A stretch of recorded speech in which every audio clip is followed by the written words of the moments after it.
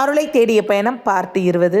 திருக்கடவூர்ல என்னுடைய தலைமை ஆசிரியரான அபிராமி பட்டரை தரிசித்ததுக்கு அப்புறம் 1.25 மணி நேரத்துல 40 கிலோமீட்டர் தூரத்துல இருக்கக்கூடிய திருவாடுதுறைக்கு வந்திருக்கோம். இங்க யாரை பார்க்க வந்திருக்கோம் தெரியுமா? என்னுடைய தளபதி திருமூலரை பார்ப்பதற்காக. போரில் வெற்றி அடையணும்னா தளபதி ரொம்ப முக்கியம். அவரோட வியூகமும் படைகளை அவர் வழி நடத்துறதும் அவ்வளவு முக்கியமானது. என்னோட ஸ்பிரிச்சுவல் லைஃப்ல திருமூலரும் தான் நான் தளபதின்னு சொல்றேன். ஏன்னா அவர் எழுதிய திருமந்திரத்தால் நம்மளை எதிர்த்து நிக்கிறவங்களை நின்று அடிக்கலாம். அந்த அளவு திருமந்திரத்துல எல்லாமே இருக்கு. அதுல இல்லாத விஷயமே இல்லை. அது ஒரு மிகப்பெரிய ஆகம நூல். அப்படிப்பட்ட அந்த ஆகம நூலை நான் புரிஞ்சுக்கிட்ட விதம் ரொம்ப வித்தியாசமானது. 2005 திருவருட்பா கிடைச்ச உடனே திருமந்திரத்துடைய முக்கியத்துவம் எனக்கு தெரிஞ்சது. அது அருளை தேடிய பயணம் 11/12 நம்ம சொல்லியிருப்போம்.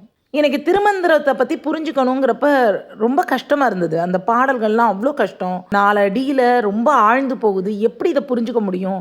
ரொம்ப ஃபீல் பண்ணப்போ எங்கள் அப்பா சொன்ன ஒரே விஷயம், எல்லாரையும் கேட்குறத விட எழுதினவரை போய் கேளுமா, அவரே சொல்லி தருவாருன்னாரு. உடனே என்னுடைய ஃப்ரெண்டை கூப்பிட்டுட்டு தான் இந்த கோயிலுக்கு வந்தோம். ஒரு 20 வருஷத்துக்கு முன்னாடி அவ்வளோ வித்தியாசமாக இருக்கும் இந்த சன்னிதானம். இங்கே உட்காந்து எனக்கு திருமந்திரத்தை பற்றி புரிஞ்சுக்கணும், சொல்லி கொடுங்க அப்படின்னு விடாமல் விரட்ட கேட்டேன். உடனேவா தெரிஞ்சிடும். காலங்கள் ஓடுது. திருமந்திரத்திற்கான பொருள் எனக்கு தெரிஞ்சதே 2011 அப்புறம் தான். சிவ வழிபாட்டுக்குள்ள வந்து திருமுறைகளை எல்லாம் எடுத்து நானே படிக்க ஆரம்பிச்சதுக்கு அப்புறம் ஒரு நாள் இந்த திருத்தலத்துக்கு போகும் பொழுது திருமூலர் முன்னாடி உட்கார்ந்துருக்கும் பொழுது, எதுக்காக நீ திருமந்திரம் தெரிஞ்சுக்கணும்னு விரும்புகிறேன்னு எனக்குள்ள ஆழ்ந்து ஒரு குரல். சுவாமியை பற்றி தெரிஞ்சுக்கிறதுக்காகன்னு சொன்ன. அவரை பற்றி நீங்கள் என்ன புகழ்றீங்க அப்படின்னு புரிஞ்சுக்கிறதுக்காக திருமந்திரத்தை படிக்க ஆசைப்பட்றேன், புரிஞ்சுக்க ஆசைப்பட்றேன், அதன்படி வாழ முயற்சி பண்ணுறேன் அப்படின்னு சொன்னேன். அதற்கு தந்திரம் வேண்டாமே, பாயிரமே போதுமே அப்படின்னு பதிலும் கிடைத்தது. அதன்படி பாயிரத்தை அனுதினமும் படிக்க ஆரம்பிச்சுட்டேன் விடாமல். இன்றளவும் பாயிரம் மனப்பாடம், அந்த அளவு ஆழ்ந்து. ஆனால் பாயிரம் படிக்க படிக்க என்னை அறியாமல் தந்திரத்தின் பொருளை எல்லாம் புலப்பட ஆரம்பிச்சிருச்சு. அபிராமி அந்தாதி சீரியஸில் மேற்கோள் காட்டுறதுக்கெல்லாம் திருமந்திரத்தை எடுத்து தான் நான் பேசியிருப்பேன். அந்த அளவு திருமந்திரம் ஆழ்ந்து உள்ளே போக ஆரம்பிச்சது.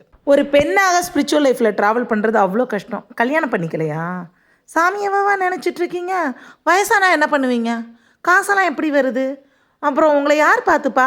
இப்படி ஊர்பட்ட கேள்வி. அதுவும் நம்ம பண்ணுற வழிபாடு முற்றிலும் வேறுபட்டது.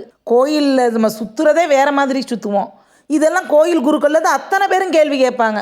எல்லாருக்கும் ஒரே பதில் திருமந்திரத்துலேருந்து ஒரு பாட்டு தான். திருமூலரை சொல்லிட்டோமா வாயை மூடிப்பாங்க. ஏன்னா திருமந்திரம் அந்த அளவு ஆழ்ந்து செல்லக்கூடியது. ஆகம நூல்னா சும்மாவா? 18 சித்தர்களில் திருமூலரை அடிக்கொண்டு தான் நாங்கள் வாழ்ந்துட்டுருக்கோம். அவரை முன்னிறுத்தி தான் நாங்கள் போகிறோம். அதனால தான் அவர் என்னுடைய தளபதியாக இருக்கார்.